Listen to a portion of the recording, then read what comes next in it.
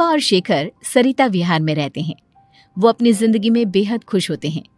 दोनों का शौर्य नाम का एक बेटा भी होता है, जिस पर दोनों ही अपनी जान छिड़कते हैं। शेखर, अब तो आप शौर्य को अपनी गोद से नीचे उतार दीजिए, उसके सोने का टाइम हो रहा है। नहीं रूपा, इसे मेरे पास ही रहने दो प्लीज। मैं थोड़ी देर में इसे बिस्तर में सुला दूंगा। लेकिन कल सुबह आपकी ऑफिस में मीटिंग भी तो है ना, और इसके लिए आपको कल जल्दी भी तो निकलना होगा। जाइए, आप भी जाकर सो जाइए। क्या यार, अभी तो मेरी गोद में आया था मेरा बेटा और तुम उसे लेकर जा रही हो। बाद में कर लेना अपने बेटे से प्यार, अभी जाकर सो जाइए। रूपा शेखर से शौर्य को ले रही होती है कि तभी शौर्य रोने लगता है। शौर्य को रोता देखकर रूपा उसे फिर से शेखर को थमा देती है। आपका बेटा ना एक नंबर का नौटंकी है, बिल्कुल आप पर गया है वो। साफ बोलो ना, तुम्हें जलन होती है हम दोनों बाप बेटे का प्यार देखकर। पहले बड़ा तो होने दो तुम शौर्य को, फिर देखना वो सबसे ज्यादा मुझे ही प्यार करेगा। देखते हैं। ऐसे ही दिन बीतते चले जाते हैं और एक दिन कैंसर की बीमारी के चलते रूपा की मौत हो जाती है। अब शौर्य 3 साल का हो चुका होता है, जिसके कारण उसकी दादी शेखर पर दूसरी शादी का दबाव बनाने लगती है।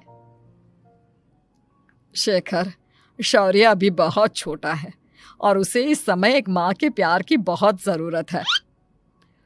माँ, मुझे दूसरी शादी नहीं करनी। क्या पता जो दूसरी औरत आएगी वो मेरे बेटे को एक माँ का प्यार दे या ना दे। तो रूपा की छोटी बहन वैशाली से ही शादी क्यों नहीं कर लेता? वो तो शौर्य को एक माँ का प्यार पूरा दे सकती है ना। मैंने कहा ना माँ, मुझे दूसरी शादी नहीं करनी, और अपनी ही पत्नी की बहन से तो हरगिज नहीं। ऊपर से अगर रूपा देख रही होगी तो वो क्या सोचेगी? अपने लिए ना सही, लेकिन तुझे शौर्य के लिए तो शादी करनी ही पड़ेगी ना बेटा। शेखर कुछ कहता उससे पहले ही अंजुमन उसे रूपा की कसम दे देती है, जिसके आगे मजबूर होकर शेखर शादी के लिए हामी भर देता है। देखो वैशाली, मैंने तुमसे शादी सिर्फ अपने बच्चे के लिए की है। मैं चाहता हूं कि तुम उसे एक माँ का भरपूर प्यार दो। शौर्य, आपके साथ साथ मेरा भी कुछ लगता है। अगर आप मुझसे शादी नहीं भी करते तब भी मेरा प्यार शौर्य के लिए कभी कम या ज्यादा नहीं होता। शादी के कुछ दिनों बाद ही शेखर की माँ की भी मौत हो जाती है। वैशाली शौर्य को एक माँ से भी बढ़कर प्यार देती है।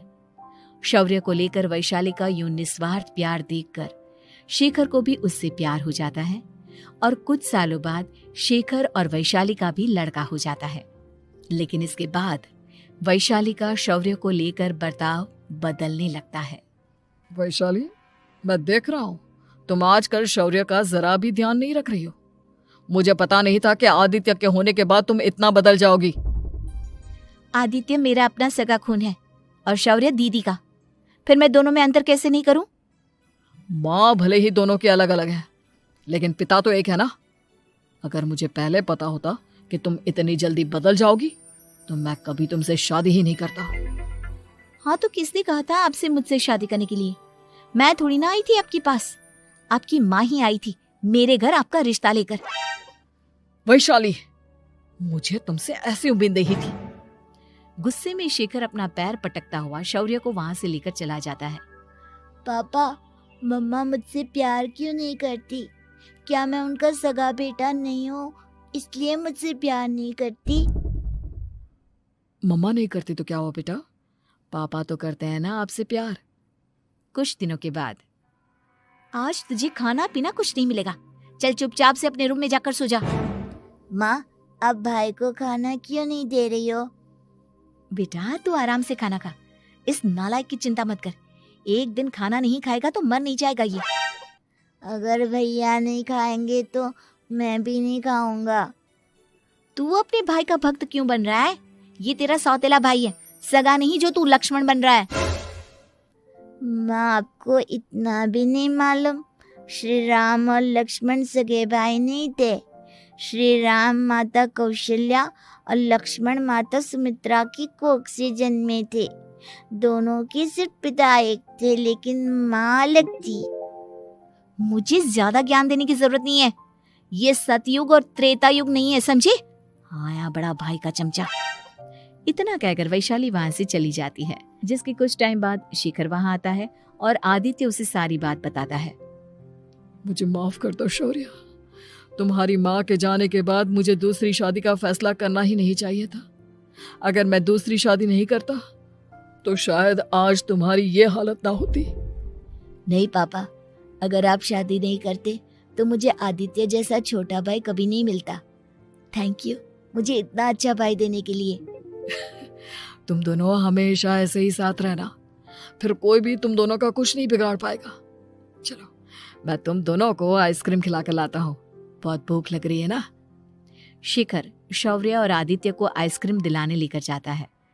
वो दोनों को पार्क में खड़ा करके आइसक्रीम लेने जा ही रहा होता है, तभी तेज रफ्तार से आती हुई एक गाड़ी उसे कुचल देती है और उसी पल शेखर की मौत हो जाती है, जिसके बाद शौर्य की जिंदगी नर्क से भी बदतर हो जाती है। सुन रे चिरकुट, इस घर के किसी भी सामान को मेरी मर्जी के बगैर हाथ मत लगाना। इन सब पर अब तेरा कोई हक नहीं है, समझा? ठीक है माँ, मैं आपकी इजाजत के बगैर किसी चीज को हाथ नहीं लगाऊंगा। चल जाकर अब पूरे घर की सफाई कर। महज 7 साल का शौर्य वैशाली के कहने पर अपने नन्हे नन्हे हाथों से पूरे घर की सफाई करने लगता है। ऐसे ही दिन बीतने लगते हैं, लेकिन मासी से माँ बनी वैशाली को उस मासूम से बच्चे पर जरा भी तरस नहीं आता। क्यों शौर्य, ये घर में इतनी गंदगी कैसे हो रही है? ढंग से सफाई नहीं की है क्या तूने? माँ मैंने तो अच्छे से सफाई की थी, लेकिन आदित्य बार बार इधर उधर चलकर गंदा कर देता है। अच्छा, खुद से एक काम ढंग से नहीं होता और अपनी गलतियों का जिम्मेदार मेरे बेटे को ठहराता है। इतना कहकर वैशाली बांस का डंडा उठाकर शौर्य को जोर जोर से मारने लगती है। तभी वहां वैशाली के मायके वाले भी आ जाते हैं और उसकी सारी करतूतें देख लेते हैं। माँ मैं ऐसा क्या करूं जिससे आप मुझे भी आदित्य के जितना प्यार करोगी? बोलिए ना माँ, मेरे क्या करने से आपके अंदर मेरे लिए ममता जागेगी? वैशाली शौर्य की एक नहीं सुनती, उसके ऊपर डंडे बरसाती जाती है। हद पार होते देख वैशाली की माँ उसका हाथ पकड़ती है और जोर से उसे थप्पड़ मारती है। यही सब करने के लिए तूने दामाद जी से शादी की थी? हमने सपने में भी तुझसे ऐसी हरकत की उम्मीद नहीं की थी। तू माँ नहीं, माँ के नाम पर एक धब्बा है। बस कीजिए माँ, आदित्य के इस दुनिया में आने से पहले मैंने इसे बहुत प्यार किया था, लेकिन अब जब मेरी खुद की औलाद है तो मैं किसी और के बच्चे से प्यार क्यों करूं? अरे नालायक औरत, जिसे तू किसी और का बच्चा कह रही है वो तेरी खुद की सगी बहन का बच्चा है। बहन है तो क्या हुआ, मेरे अपने बच्चे से बढ़कर तो नहीं हो सकता ना ये कभी। अगर यही बात थी तो तू हमें पहले बता देती, हम शौर्य को अपने साथ ले जाते। उसे इस तरह प्रताड़ित करने की क्या जरूरत थी? अगर आपको लेकर जाना है ना तो ले जाइए इसे, मैं नहीं रोकूंगी। नहीं माँ, मुझे कहीं नहीं जाना, मुझे आपके साथ ही रहना है। मैं तेरी कोई माँ बाबा नहीं हूँ, तेरी माँ मर चुकी है, समझा? अब निकल जा मेरे घर से। माँ अब बहुत गंदी हो, मुझे भी नहीं रहना आपके साथ, मैं भी भाई के साथ ही जाऊंगा। अरे तू क्यों जाएगा, तू तो मेरा सगा बेटा है, जाने दे इसे। हम यहाँ ऐश से रहेंगे, तुम्हारे पापा बहुत सारी जमीन जायदाद छोड़ गए हैं तुम्हारे लिए। नहीं माँ, मुझे भाई के साथ जाना है। आप अच्छी नहीं हो, आप बहुत बुरी हो, आप भाई को बहुत परेशान करती हो। देख वैशाली, तुझसे ज्यादा समझ तो इस मासूम बच्चे में है। ये तेरे बुरे कर्मों का ही नतीजा है जो आज तेरी सगी औलाद खुद से तुझे ठुकरा रही है। आदित्य, तुझे इस शौर्य ने भड़काया है ना मेरे खिलाफ? नहीं माँ, मुझे किसी ने भड़काया नहीं, पर मैं सब देखता हूँ, सब समझता हूँ। भाई बहुत अच्छा है, वो आपकी जैसा नहीं है। चलिए नानी। इतना कहकर वैशाली के मायके वाले आदित्य और शौर्य को अपने साथ ले जाते हैं और इस तरह वैशाली बड़े से घर में अकेली पड़ जाती है। 2 बेटों के होते हुए भी आज उसे माँ कहकर बुलाने वाला कोई नहीं होता।